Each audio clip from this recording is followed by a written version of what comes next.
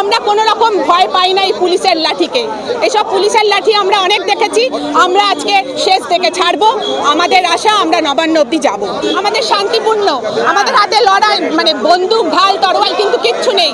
এই শান্তিপূর্ণ অবস্থানকে পুলিশ যে আটকাচ্ছে, এতে তারা যে কতখানি চটি চাটা সেই পরিচয়টা কিন্তু তারা আবার দিচ্ছে। তাদের ছেলে মেয়েদের কাছেও তারা ক্রমশ একটা ঘৃণার পাত্রে পরিণত হয়ে যাচ্ছে। নবান্ন অভিযান আমাদের শিক্ষা স্বার্থে আমরা দেখব যাতে বাচ্চাদের স্কুলগুলো কোনো সময়তেই না বন্ধ হয়ে যায়। আপনারা দেখেছেন যে ৮,০০০-এর বেশি স্কুল কিন্তু আজকে বন্ধ হয়ে গেছে। কেন? কারণ বেসরকারিকরণ, সরকার চাইছে ঢালাও বেসরকারিকরণ। বেসরকারি যে স্কুল যদি চালু হয় তাহলে সেখান থেকেও তাদের একটা তোলাবাজির রাস্তা থাকবে, কিন্তু সরকারি স্কুলগুলোকে তারা বন্ধ করে দিতে চাইছে। এর আগেও আমরা যে পাঠ্যপুস্তক দেখেছি সেগুলো কিন্তু সব শিক্ষার স্বার্থে সহায়ক নয়। কাজেই তারা চাইছে যে আগে সরকারি স্কুলগুলোকে বন্ধ করে দিতে। আপনারা দেখেছেন যে মাধ্যমিক উচ্চ মাধ্যমিক রেজাল্ট বেরিয়ে গেল, কিন্তু তারপরেও কলেজে ভর্তি নিয়ে যে আমরা দেখলাম সময়সীমা, তারা সেই ভর্তিটাই চালু করতে পারলো না।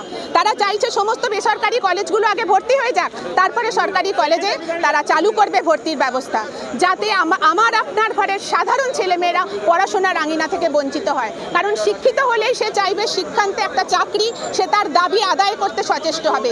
এই দাবি আদায় করতে যাতে না পারে, শুরু থেকে তারা চাইছে শিক্ষা ব্যবস্থাটাকে ভেঙে দিতে। এছাড়া আছে আমাদের 25% ডিএ। এটা কিন্তু বলেই দিয়েছে সুপ্রিম কোর্ট, 6 সপ্তাহ সময়সীমা দিয়েছিল যে এই ডিএটা মিটিয়ে দিতে হবে, কিন্তু 6 সপ্তাহ পেরিয়ে গেছে, আরও 1 মাস প্রায় অতিক্রান্ত, সেই ডিএ সরকার মিটিয়ে দেয়নি। এত নির্লজ্জ সরকার। 6টা জায়গায় তারা পরাজিত হয়েছে, হাইকোর্ট, সুপ্রিম কোর্টে, ডিভিশন বেঞ্চে পরাজিত হওয়ার পরেও তারা আবার গেছে আমাদের মানে টাকায়, আমার আপনার করের টাকায় তারা এই যে বিশাল বিশাল কোটি কোটি টাকা খরচ করছে যারা উকিল তাদের পেছনে, যাতে তাদের ডিএটা না দিতে হয়। এই অবিলম্বে 25% ডিএ দিতে হবে।